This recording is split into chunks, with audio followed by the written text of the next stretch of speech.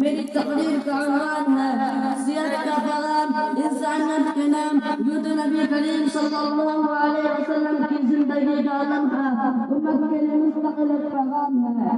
آپ صلی اللہ علیہ وسلم کی نماز صلو کما رأیتمونی اصلی کا آئینہ ہے.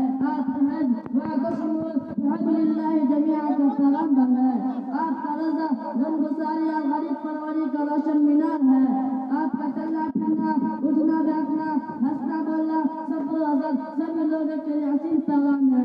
اس لیے رب العزت نے حضرت صلی اللہ علیہ وسلم کی تمام کوششوں کو لوگوں کے لیے عائد قرار دیتے ہوئے فرمایا لقد كان لكم في رسول الله أسوة حسنة.